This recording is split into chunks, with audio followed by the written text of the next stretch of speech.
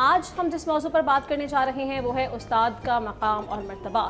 اگر ہم بات کریں علم کے حوالے سے تو علم وہ چیز ہے جس کو واحد ہمارے دین نے علم کے حصول کو، علم حاصل کرنے کی طلب کو دینی فریضہ قرار دیا ہے۔ اور پھر ذرا سوچئے کہ وہ استاد جو کہ علم کی روشنی سے تمام جو طالب علم ہیں ان کو روشناس کراتا ہے، ان کا مقام اور مرتبہ پھر ہمارے دین نے کیا بتایا ہوگا۔ اور نبی کریم صلی اللہ علیہ وآلہ وسلم نے خود استاد کا مرتبہ اور مقام اس کو بڑی اہمیت دی ہے، اور اس طرح سے استاد کے شعبے کو اور اساتذہ کرام کو شرف بخشا کہ نبی کریم صلی اللہ علیہ وآلہ وسلم نے خود یہ ارشاد فرمایا کہ میں بھی معلم بنا کر یہاں پر بھیجا گیا ہوں۔ تو اس چیز سے بھی ہم اندازہ لگا سکتے ہیں کہ رسول اللہ صلی اللہ علیہ وآلہ وسلم خود اپنی ذات کو تشبیہ دیا کرتے تھے کہ میں معلم بنا کر بھیجا گیا ہوں۔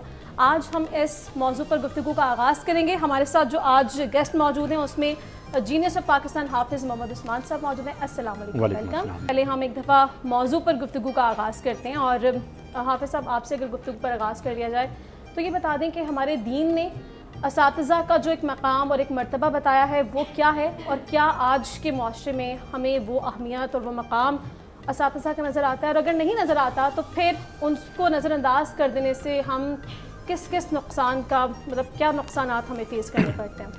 بسم اللہ الرحمن الرحیم۔ رب اشرح لی صدری ویسر لی امری واحلل عقدۃ من لسانی یفقہوا قولی رب زدنی علما رب زدنی علما رب زدنی علما۔ بہت شکریہ جی، آپ نے اس اہم موضوع پر گفتگو کا موقع دیا۔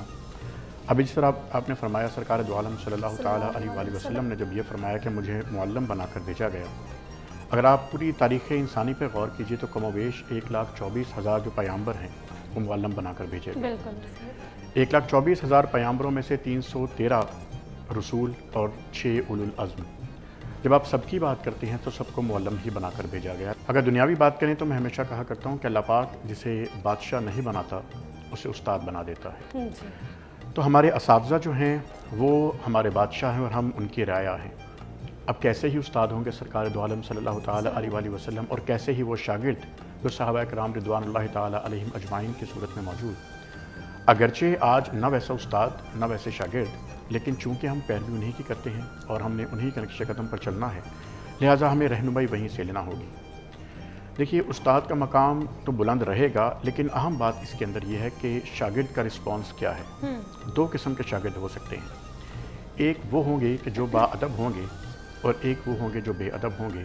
ہم بچپن سے سنتے آئے ہیں کہ با ادب با نصیب، بے ادب بے نصیب، لیکن تاریخ انسانی نے آج تک کوئی با ادب انسان نہیں دیکھا جو کسی مقام تک نہ پہنچا ہو، اور کوئی بے ادب نہیں دیکھا جو کسی مقام پر، با ادب وہ کہ جو ہمیشہ کسی مقام پر پہنچا ہے، معذرت، لیکن بے ادب وہ کہ جو بے ادبی بھی کرتا ہو اور اس کے بعد کسی مقام پر پہنچ بھی گیا۔ ممکن ہے عارضی طور پر کسی اچھے مقام پر پہنچ جائے، لیکن یہ ممکن نہیں کہ اس چیز کو دوام حاصل ہو۔ یہاں پر یہ بھی سوال پیدا ہوتا ہے کہ ہمارا معیار کیا ہے اس چیز کو ماپنے کا، کہ اگر ہم اپنے دائیں بائیں دیکھتے ہیں، ہم اکثر کہتے ہیں کہ یہ بڑا بادب شخص ہے، لیکن چونکہ دنیاوی طور پر اس مقام پر نہیں ہے تو کیا وہ نوازا نہیں گیا؟ ایسا نہیں ہے۔ دیکھنا یہ ہوگا کہ وہ نوازا کس فیلڈ میں گیا۔ اب جب ہم سوال کا آپ کا دوسرا حصہ تھا کہ جو آج کے دور کی اگر ہم بات کرتے ہیں تو دیکھیے، سرکار کے شاگرد تو وہ کہ جب آپ صلی اللہ تعالیٰ علیہ وآلہ وسلم کی محفل میں بیٹھے ہیں تو اس طرح ادب کے ساتھ بیٹھے ہیں کہ سر پر جیسے پرندے موجود ہوں کہ اگر ہم ہل گئے تو پرندے اڑ جائیں گے۔ تو ادب جو ہے نا وہ سب سے اوپر ہے۔ اگر آپ اس رشتے کو ایک لفظ میں مقید کرنا چاہیں تو وہ ادب ہے۔ ادب پہلا کرینہ ہے محبت کے کرینوں میں۔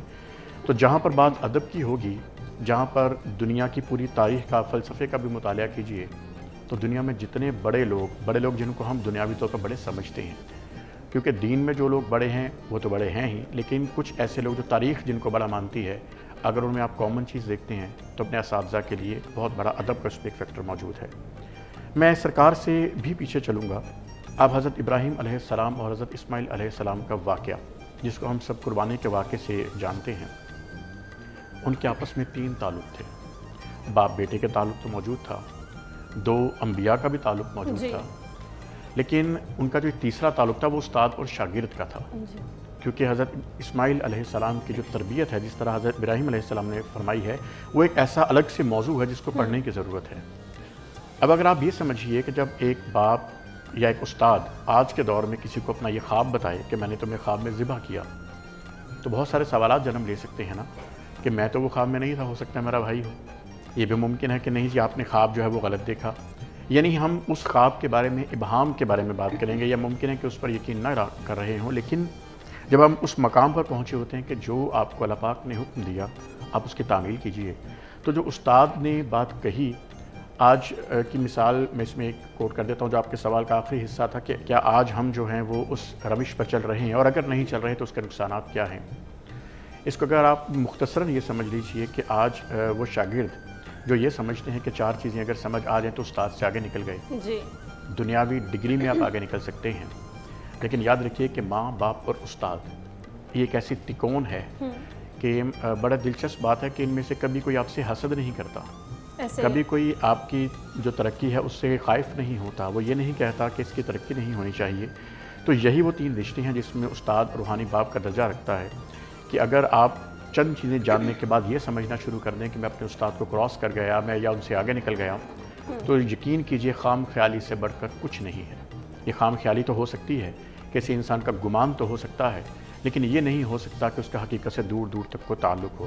اور اس کے نقصانات کیا ہیں وہ ہم اپنے معاشرے میں روزانہ دیکھتے ہیں، ہم اپنے دائیں بائیں ایسے بادب لوگ بھی دیکھتے ہیں اور زیادہ تعداد بے ادب کی دیکھتے ہیں۔ اس میں ہم آگے چل کر اس بات پہ بھی بات کریں گے کہ اس میں جب ہم استاد کی بات کرتے ہیں تو وہ صرف اور صرف وہ نہیں جن سے ہم نے تعلیم حاصل کی ہے، یا ہم نے اس تعلیم کو علم میں کنورٹ کیا ہے، تاکہ ہم اس پیئر آف ورڈ کا ڈفرینس بھی سمجھ سکیں جو پروفیشنل لائف میں بھی آتے ہیں۔ جو دیکھیں مولا علی نے کیا فرمایا کہ جس نے مجھے ایک لفظ سکھا دیا اس نے مجھے اپنا غلام کر لیا۔ تو جب علم کا شہر یہ کہے تو ایک عام انسان کے کیا ہوگا۔ ٹھیک ہے، حافظ صاحب مفتی صاحب ہمارے ساتھ ہی موجود ہیں۔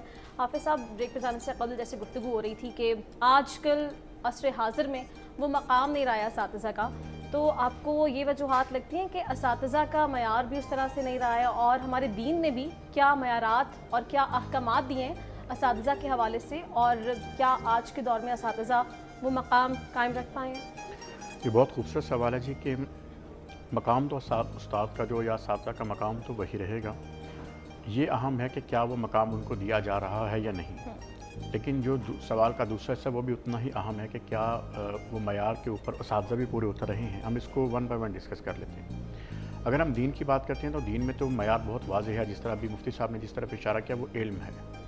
دیکھیے ہمارے ہاں نا ایک پیئر آف ورڈز تعلیم اور علم کو بہت زیادہ لوگ مکس کر جاتے ہیں، جبکہ اس میں بہت بڑا فرق ہوتا ہے۔ تعلیم جس طرح رابرٹ فراسٹ نے کہا تھا کہ تعلیم ایک بند کمرے میں اپنے آپ کو دیکھ لینے کا نام ہے، اور علم اس کمرے کی کھڑکی سے کائنات کے مطالعے کا نام ہے۔ تو تعلیم تو وہ ہے جو ہمیں زبانی یاد ہے، لیکن علم وہ ہے جس پر ہم عمل پیرا ہو جاتے ہیں۔ تو اساتذہ جو ہوتے ہیں نا اس میں سے زیادہ تر تعداد وہ ہے جو اس کا عملی نمونہ بھی ہوتے ہیں، کیونکہ انہوں نے علم کو اپنے اوپر اس کو پہن لیا ہوتا ہے، اور وہ ان کی شخصیت کے اندر وہ نظر بھی آ رہا ہوتا ہے۔ اگر آپ آج کی اگزامپل لیتے ہیں تو آپ میری بات سے اتفاق کریں گے کہ آج اگر ہم دین کی تعلیم کے حوالے سے دیکھیں تو خاص طور پر ہمارے جو دیہاتی علاقے ہیں وہاں پر کوئی ایسا ہماری کوئی ڈگری یا کوئی ہمارا ایسا معیار موجود نہیں کہ اگر یہ سٹینڈرڈ ہوگا تو امام مسجد یا کوئی سپارہ پڑھانے والے قاری صاحب ہوں گے۔ جبکہ اگر آپ کچھ ایسے ممالک ہیں کہ جہاں پر باقاعدہ طور پر اس کا ایک پیمانہ ہے کہ اس کے اوپر پورا اترنا چاہیے، اس کی وجہ یہ ہے کہ جب آپ قرآن مجید فرقان حمید کے استاد ہیں، جب آپ نے قرآن مجید پڑھانے ہیں، جب آپ نے حدیث کی تعلیم دینی ہے، جب آپ نے ممبر پر بیٹھ کر اور دین کی بات کرنی ہے، تو آپ کے پاس وہ معیار ہونا چاہیے کہ علم بھی ہو۔ خاص طور پر جس طرف میں توجہ دلانا چاہتا ہوں کہ آپ نے اکثر سنا ہوگا جب کہا جاتا ہے قرآن میں آتا ہے، حدیث میں آتا ہے۔ دیکھیے سرکار صلی اللہ علیہ وسلم کے حدیث مبارکہ کا مفہوم ہے کہ سب سے بڑا جھوٹ وہ ہے جو بغیر تصدیق کے آگے بڑھا دیا جائے۔ سننے والوں سے بھی یہ کہنا چاہوں گا کہ جب آپ گفتگو کرتے ہیں اور اگر آپ کے پاس یہ موجود نہیں ہے کوئی ریفرنس کہ وہ قرآن مجید فرقان حمید کی کون سی آیت ہے یا حدیث مبارکہ جو ہے وہ کون سی ہے، تو اس کے لیے آپ بہتر ہے کہ آپ یہ کہیں کہ قرآن مجید کا مفہوم ہے یا حدیث کا مفہوم ہے۔ لیکن ہم دیکھتے یہ ہیں کہ جہاں پر جو بھی دین کے اوپر بات کر رہے ہیں وہ بڑے آرام سے کہہ دیتے ہیں قرآن میں آیا جی، حدیث میں آیا ہے، تو وہ معیار تو نہیں ہے۔ آپ کے سوال کا جو جواب ہے بڑا سمپل ہے کہ ہم نے وہ معیار قائم ہی نہیں رکھا۔ اگر ہم دنیاوی تعلیم کی بات کرتے ہیں تو ہمارے اسکول، ہمارے کالجز، ہماری یونیورسٹیز میں جو معیار ہے وہ ڈگری ہے کہ آپ کے پاس اگر یہ ڈگری موجود ہے تو آپ استاد ہیں۔ اس میں بہت بڑا ایک فیکٹر جو ہے نا وہ اخلاقیات کا آتا ہے۔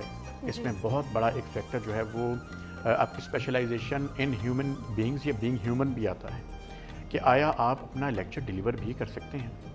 اگر میں نے ایک کتابیں پڑھ لی ہیں اور میں یہ سمجھوں کہ میں اس کا عالم ہو گیا تو ایسا نہیں ہے. میرے پاس وہی بات ہے کہ تعلیم ہو گئی لیکن میں نے اس کو علم کا درجہ نہیں دیا کیونکہ میں نے اس کو ابھی تک عملی جامہ پہنایا ہی نہیں. میں ابھی تک اس لیول پر نہیں پہنچ سکا کہ اپنے جو میرے اسٹوڈنٹس ہیں یا جو میرے طالب علم ہیں جو مجھے سن رہے ہیں اور جو یہ توقع رکھتے ہیں کہ جب میری بات ان تک پہنچے گی تو وہ ان کے دلوں پر اثر بھی کرے گی, تاثیر بھی دیکھے گی, میں نے اس طرح ان تک وہ بات پہنچائی نہیں. ہر لفظ امانت ہے. اور جب ہم بات کرتے ہیں شاگردوں کی تو شاگرد, جیسے میں نے پہلے گزارش کی تھی کہ بہت سارے اسٹوڈنٹس بھی ایسے ہوتے ہیں کہ جو یہ سمجھتے ہیں کہ شاید ہم استاد سے آگے نکل گئے ہیں. مرشد یا استاد کو پیٹھ دکھانے والا فیض نہیں پا سکتا, یہ بات تو طے ہے. بالکل. تو اگر آج کوئی بھی نوجوان ہمیں دیکھ رہا ہے اور وہ یہ سمجھے کہ میں نے دنیاوی ڈگری اپنے استاد سے بڑی لے لی اور میں یہ سمجھتا ہوں کہ میں شاید میں کسی جگہ پر پہنچ گیا ہوں, ایسا نہیں ہونے لگا. میں نے جیسے پہلے گزارش کی تھی کہ ماں باپ اور استاد وہ لوگ ہیں کہ جو کبھی آپ کی کامیابی سے خائف نہیں ہوتے, حسد نہیں کرتے.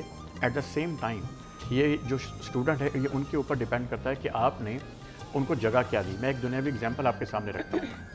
سکندر اعظم نے جب اپنی آدھی دنیا فتح کر لی نا تو اپنے استاد ارسطو سے ملنے کا ایک پلان کیا اور وہ ان کے اپنے آبائی علاقے میں گئے.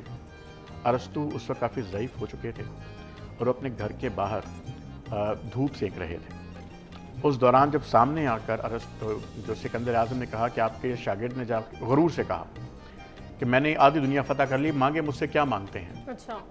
آپ جانتی ہیں ارسطو نے کیا جواب دیا کہ جس کو ہم کہا کرتے ہیں کہ غرور کے منہ پر تمانچہ. انہوں نے ایکچولی بتایا کہ تم اسٹوڈنٹ ہو, تم مجھے کچھ نہیں دے سکتے. ارسطو نے کہا یار آگے سے پیچھے ہٹو, دھوپ آنے دو. اچھا. That was the answer. تو آنے والی تاریخ میں یہ ایک محفوظ ہو گیا یہ واقعہ کہ آپ کچھ بھی کر لیں, بے شک آدھی دنیا بھی فتح کر لیں, اور اگر آپ اس کے بعد آپ یہ گمان کرتے ہیں کہ آپ اپنے استاد کے سامنے آ کے یہ پوچھیں گے آپ کو کیا چاہیے, تو استاد سے صرف آپ نے لینا ہے وہ ہے فیض, اور جو آپ نے دینا ہے وہ ہے ادب. کیا بات تو ہے. ادب اور فیض یہ بالکل پیرالل چلتے ہیں. جتنا ادب کریں گے اتنا فیض ملتا رہے گا, اور اگر ادب کے بغیر آپ فیض کی توقع رکھتے ہیں تو جیسے میں نے پہلے کہا کہ مرشد کو پیٹھ دکھانے سے فیض نصیب نہیں ہوتا, تو پھر وہی بات آ جاتی ہے کہ ہم یہ توقع نہ رکھیے کہ کم از کم ہم نے استاد کی اگر عزت نہیں کی یا وہ مقام نہیں دیا.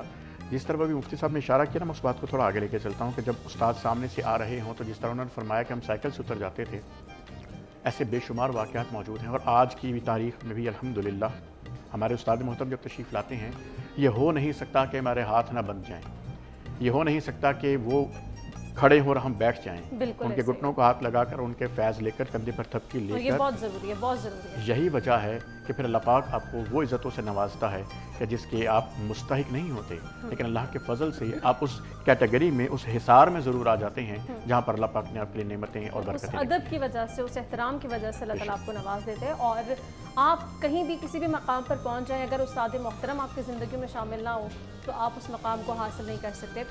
اختتام پر حافظ صاحب سے پہلے ہم اس موضوع بارے کو ایک میسج لے لیتے ہیں. میسج آج کا یہی ہے جی کہ استاد سے آگے نہیں بڑھا جا سکتا. جیسے کہ بابا اقبال کی ایک بات ہے کہ جب انگریز نے کہا کہ ہم آپ کو سر کا خطاب دینا چاہتے ہیں, تو آپ نے کہا کہ یہ اس خطاب میں تب قبول کروں گا جب میرے استاد محترم مولوی میر حسن صاحب کا شمس العلماء کا خطاب دیں.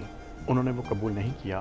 اور یہی چیز اگر آپ بابا اشفاق احمد کا واقعہ دیکھیں جو بڑا مشہور ہے کہ جب آپ کورٹ میں پہنچے ایک چالان کے سلسلے میں, اور جب پوچھا گیا کہ آپ کیا کرتے ہیں تو انہوں نے کہا میں پاکستان سے ہوں اور میں استاد ہوں. تو جج سمیت پوری عدالت کھڑی تب ہوئی جب جج نے کہا ٹیچر ان دا کورٹ. اور وہ لکھتے ہیں کہ اس دن مجھے معلوم پڑ گیا کہ یہ لوگ ترقی یافتہ کیوں ہیں. تو استاد کا احترام کیجیے, صرف آپ کی ذات نہیں, انفرادی حیثیت سے بڑھ کر اجتماعی طور پر قومیں آباد ہو جاتی ہیں اور قومیں آگے اپنا سفر طے کر لیتی ہیں. بالکل ایسے ہی ہے بے شک. اور ترقی یافتہ قوموں کا راز یہی ہے کہ وہ اپنے استاد کی بہت عزت کرتی ہیں. انہیں وہ مقام جو ہمارے دین نے بتایا ہوا ہے در حقیقت وہ مقام انہیں دیا جاتا ہے.